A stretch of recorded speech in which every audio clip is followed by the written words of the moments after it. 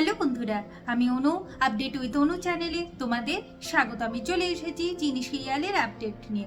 চিনি সিরিয়ালে দেখা যাচ্ছে যে বাধা বিপত্তি পেরিয়ে চিনির গৃহপ্রবেশ তো হলো, তাতে আবার তেলে পা পিছলে পড়ে যায়। দ্রোণ কোলে তুলে নিয়ে চিনিকে নিজের ঘরে নিয়ে যায়। সেখানে গিয়ে চিনির হাতে মলম লাগাচ্ছে, কারণ কিনা চিনির হাতটা অনেক পুড়ে গেছে।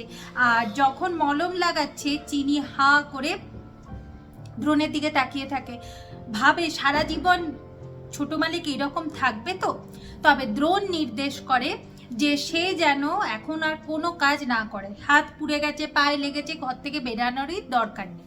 কিন্তু চিনি বলে এখন তো অনেক স্ত্রী আচার পড়ে আছে, আর তাছাড়া স্ত্রী আচার ছাড়া কোনো কাজ হয় না, আর এই পরীক্ষায় তাকে পাশ করতেই হবে।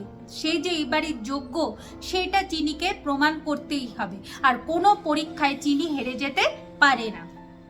এইদিকে হেমাঙ্গিনী, তার দিদি সুনয়নী, দময়ন্তী এরা ভাবছে কোনোভাবে তারা চিনির সাথে পেরে উঠতে পারছে না। চিনির বুদ্ধি বিশাল।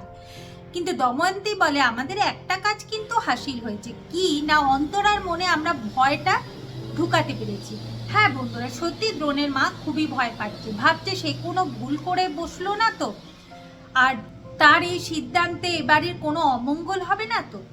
আগামী পর্বে দেখা যাচ্ছে যে স্ত্রী আচার পালন করতে হবে চিনিকে, কিন্তু চিনি আসবে কি করে, তার খুব পায় ব্যথা। তাই দ্রোণ কি করে, মণিমায়ের হুইল চেয়ার নিয়ে ঘরে যায়, চিনিকে ওই হুইল চেয়ারে করে বসিয়ে নিয়ে আসে। এরপর তো স্ত্রী আচার পালন করতে হবে, রান্নাঘরে দুধ উতলানো দেখতে হয়।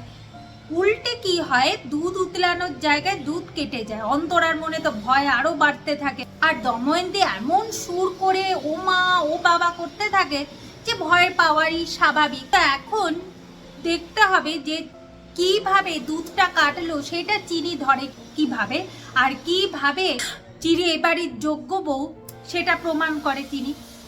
এইদিকে মণিমা আর হেমাঙ্গিনী প্ল্যান করছে যে ধাপে ধাপে চিনিকে হারাতে হবে আর এই বাড়ি থেকে তাড়াতে হবে।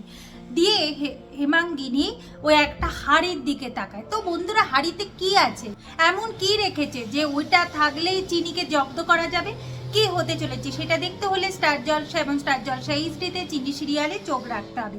আমার এই ভিডিওটা দেখবার জন্য আর আপডেট উইথ অনু চ্যানেলের পাশে থাকবার জন্য অসংখ্য ধন্যবাদ।